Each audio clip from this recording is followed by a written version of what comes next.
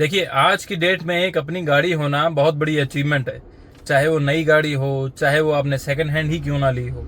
लेकिन आजकल लोग सेकंड हैंड गाड़ियों में ज़्यादा इन्वेस्ट कर रहे हैं मुकाबले कि नई गाड़ी लेने से। ऐसा क्यों? क्योंकि सेकेंड हैंड गाड़ियां आपका पैसा बचाती है, वैल्यू फॉर मनी बढ़ जाती है, आपको कम बजट में एक अच्छा पैकेज मिल जाता है। जो आप नई गाड़ियां मान के चलिए 4 लाख की ऑल्टो लेके आते हो, तो आपको आजकल 4 लाख की, जो 10 लाख की नेक्सन आती है कहीं तो कहिए तो वो भी मिल जाए। तो आपको 10 लाख की कार अगर 4 लाख में मिले तो आप क्यों नहीं लोगे? इसी वजह से आजकल सेकेंड हैंड कार्स का जो मार्केट है वो बहुत बड़ा है, और वो दिन पर दिन बड़ा ही होता चला जा रहा है।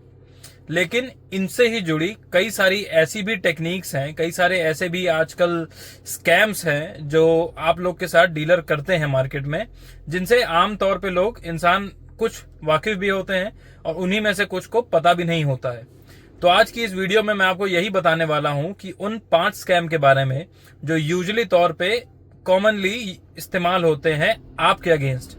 तो नंबर 5 पर सबसे बड़ा स्कैम आजकल कॉमनली देखा जाता है वो है ओडोमीटर रोल बैक, यानी कि कार की ओडोमीटर से छेड़छानी। फर्ज कीजिए आप गाड़ी देखने जाते हैं सेकेंड हैंड मार्केट में और आपको डीलर बताता है कि ये तो बस 40,000 चली है, या तो ये तो बस एकदम एडवोकेट की गाड़ी है, डॉक्टर साहब की गाड़ी है जिसमें 30,000 ही चलाई गई है।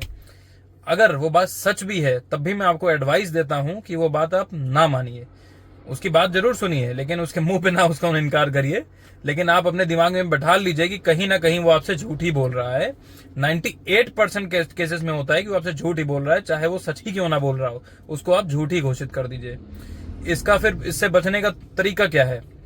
ब्रेक पैडल होता है ना, ब्रेक पैडल मैं आपको अगर दिखाऊं इस गाड़ी में, ब्रेक पैडल ये मेरा हो गया, ये मेरा हो गया एक्सीलेटर, ब्रेक, क्लच।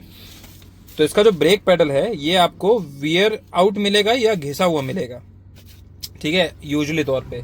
दूसरा तरीका, ये आपका जो, मैंने कैमरा घुमा दिया, हाँ, दो आपका जो गियर नॉब है ये आपको काफी इसमें वेयर एंड टीयर दिखेंगे, यानी कि इसमें जैसे मेरा आपको कलर दिख रहा है ब्लैक हर तरीके से, अगर वो व्हाइट है तो उसका रंग थोड़ा उड़ा हुआ मिलेगा, ग्रे आउट मिलेगा। तीसरी चीज, जो आपकी सीट होती है जहां ड्राइवर बैठता है वो आपको घिसी हुई मिलेगी, बहुत ज्यादा यूज्ड की हुई मिलेगी। जैसे मेरी स्टिचिंग देखिए कितनी बराबर है, तो इसमें पता चलता है। ये तो मैंने खैर बाहर से मार्केट से लगवाई है। अगर हाँ, ऐसा भी हो सकता है कि बाहर से अगर उसमें काम कराया गया हो सीट पे या सीट कवर पे, तो उस केस में ना पता चले, लेकिन आपको गेट खोलते ही आइडिया लग जाता है आपके ये क्लैपिंग से और यहाँ के सीट से देख के कितना उसमें वियर एंड टियर आया हुआ है और कितना उस गाड़ी को यूज्ड किया गया है। तो ये एक मोस्ट कॉमन तरीका है जिससे आप पहचान में ला सकते हो कि आपको जो ओडोमीटर दिखाया जा रहा है क्या एक्चुअली में गाड़ी उतनी ही चली है या आपसे झूठ बोला जा रहा है। चौथे नंबर पे जो सबसे ज्यादा बार आजकल मोस्ट कॉमन यूज वाला जो स्कैम है वो है आपका एक्सीडेंटल रिपेयर। गाड़ी मान लीजिए आपकी कहीं उसका एक्सीडेंट हुआ है, हिस्ट्री में दिखाता है उसका एक्सीडेंट हुआ है, लेकिन आपको डीलर बताता है कि वो भैया एकदम टिच गाड़ी है, कहीं से भी लड़ी भिड़ी नहीं है, एकदम A1 गाड़ी में आपको पकड़ा रहा हूं। अगेन मैं आपको वही सलाह दूंगा, उसकी बात आप खाली एक कान से सुनिए, दूसरे कान से निकाल दीजिए। अब इसको पता कैसे करना है? सबसे पहले जो मैं प्रिफर करता हूं, यूज्ड कार अगर आप देखने जाओ तो उसकी सर्विस हिस्ट्री, या वो गाड़ी कभी क्लेम पे रही है, उसका इंश्योरेंस लिया गया होगा, तो उसकी जितनी इंश्योरेंस की हिस्ट्री रही है वो आप उनसे कॉल मिला के उनके सर्विस सेंटर से पता करिए कि इस गाड़ी के अगेंस्ट कोई क्लेम तो नहीं लिया गया है। अगर कोई क्लेम लिया गया है तो आपको जाहिर सी बात है डीलर की बातों में आने का कोई मतलब ही नहीं है, आपको पता पहले ही चल चुका है कि वो गाड़ी पहले से एक्सीडेंटल है, तो आप उसको वहीं से हाथ जोड़ सकते हो। अब दूसरा तरीका भी ये है कि आप गाड़ी का जो पेंट है, जैसे गाड़ी मेरी रेड कलर की है, तो आप धूप में खड़ा करके उसको देखोगे तो आपको कहीं ना कहीं से, मैं हो सकेगा मैं आपको फोटो भी चिपका दूंगा, कि उसका एक डोर आपको रेड नहीं थोड़ा मेहरूनिश दिखेगा, या रेड का ही दूसरा थोड़ा लाइटिश पिंकिश टाइप में दिखेगा। तो जो बाहर से पेंट हुआ होता है वो फिनिशिंग वैसी आ ही नहीं सकती है, या तो पूरा गाड़ी ही उस तरीके से पेंट हुई हो, तब बात अलग है। लेकिन अगर बीच में कोई एक्सीडेंट हुआ है तो आपको पता चल जाएगा। तीसरी चीज, जब आप गाड़ी का बोनट उठाते हो, मैं साथ में वीडियो अपनी क्लिप चला दूंगा, मैं अपने उठा के दिखाऊंगा आपको, तो उसकी आप फिनिशिंग देखना। फिनिशिंग मतलब जहां वो नट लगे होते हैं टॉप लेफ्ट कॉर्नर पे, वो भी देखिएगा टैपिट। अगर वो या तो लूज हैं या बाहर से आफ्टर मार्केट कहीं लगाए गए हैं तो उनमें वैसे बैठाव नहीं आ पाएगा, मतलब फिनिशिंग वैसी नहीं आ पाएगी जिसको आप देख के इजीली बता सकते हो नहीं वो गाड़ी एक्सीडेंटल नहीं है या फिर है। चौथा तरीका, आप उसकी सर्विस हिस्ट्री से जान सकते हो। गाड़ी की अगर बाहर में कहीं सर्विस हुई है, कंपनी में अधिकतर हुई है या बाहर कहीं भी हुई है, आप खैर जाके उसको इजीली बता सकते हो या किसी को दिखा के कि वो गाड़ी एक्सीडेंटल है या नहीं है। अब तीसरे नंबर पर आती है flood affected car. Flood affected car यानी कि जो बाढ़ में या मानसून सीजन में गाड़ी डूब जाती है या उनमें पानी भर जाता है, उनको मैं एक ही कैटेगरी में रख रहा हूँ, फ्लड इफेक्टेड की कैटेगरी में।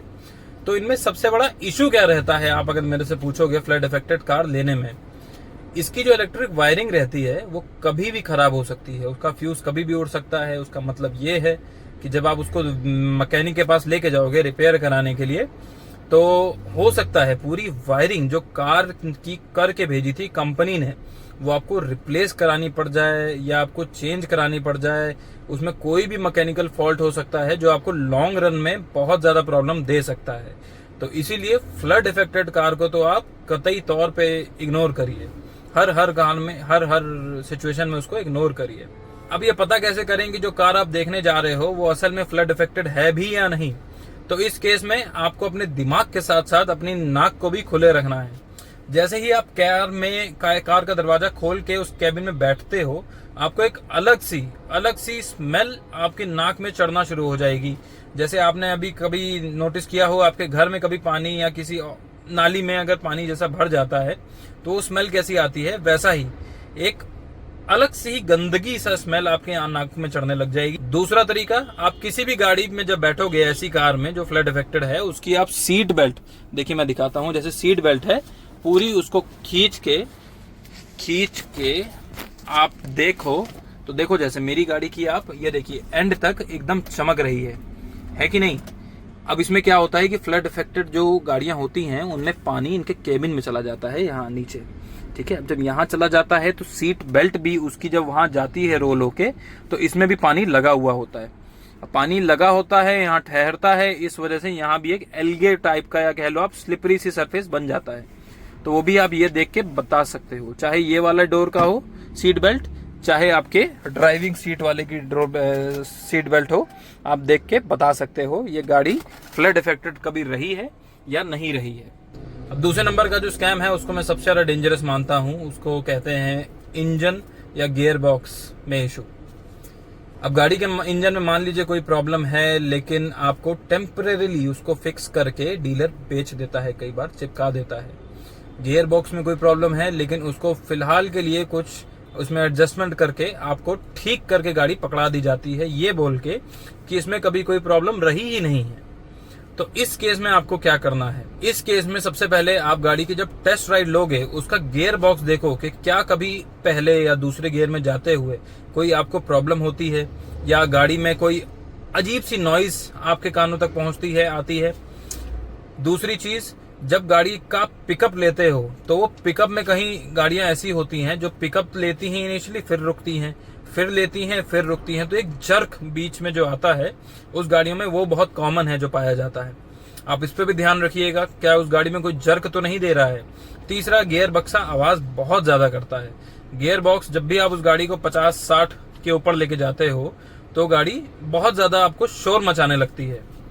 चौथा तरीका, उस गाड़ी की कोल्ड स्टार्ट आप करके चेक करिए। जब आप सुबह कभी अगर आपको मौका मिले, सुबह जाइए, उस गाड़ी को कोल्ड स्टार्ट करिए, यानी कि गाड़ी अगर खड़ी है काफी समय से, उसको आप स्टार्ट करिए और पीछे जहां साइलेंसर होता है वहां धुएं का कलर देखिए, या क्या वो बहुत ज्यादा स्लेटी रंग का या ब्लैकिश तो नहीं आ रहा है।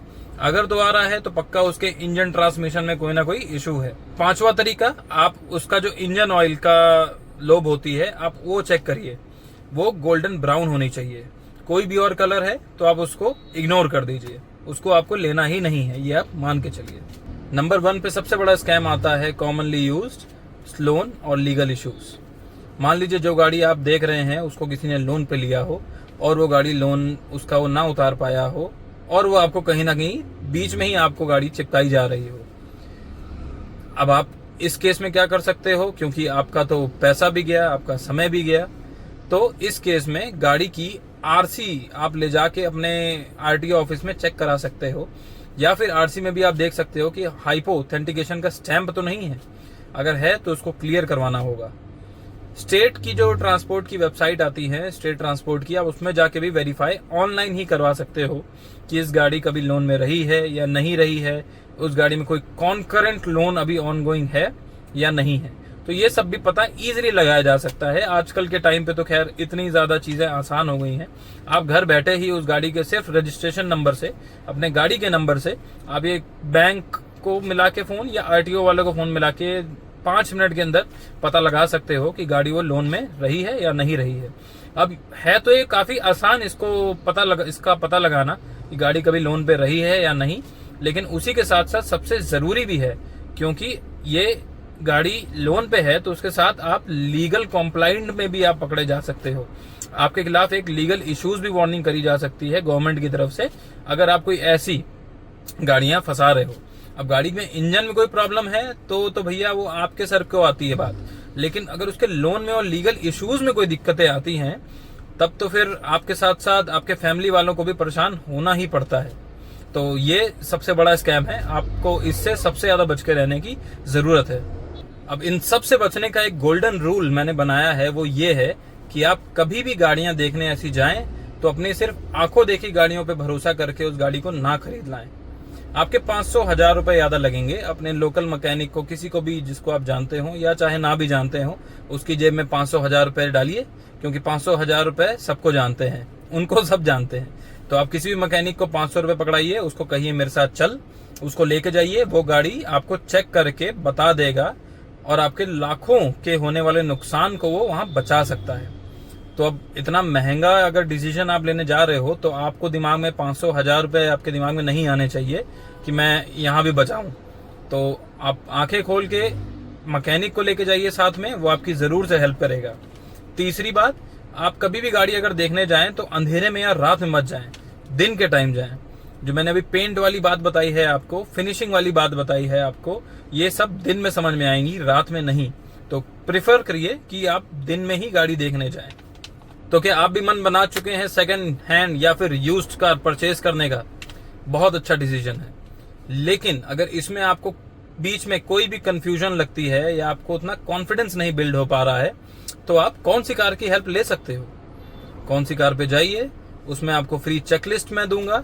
उसके साथ साथ मैं पर्सनली 1-to-1 कंसल्टेशन में आपको एक गाइड करूंगा कि कौन सी कार आपको लेनी चाहिए और कौन सी कार लेनी नहीं चाहिए। आपको कुछ भी नहीं करना है, वेबसाइट पे आपको एक छोटा सा फॉर्म मिलेगा, आपको भर के बस फिल आउट करना है। मैं पर्सनली कौन सी कार से आपको रीच आउट करूंगा और आपकी हेल्प करूंगा आपके यूज्ड केस के अकॉर्डिंग आपको सही कार सेलेक्ट करने के लिए। तो बस आज के लिए इतना ही रखते हैं। मैं फिर मिलता हूं आपसे बहुत जल्द एक नई वीडियो के साथ। तब तक के लिए आप बहुत अपना ख्याल रखिए और गाड़ी थोड़ी आराम से रिस्पॉन्सिबली चलाइएगा। नमस्कार।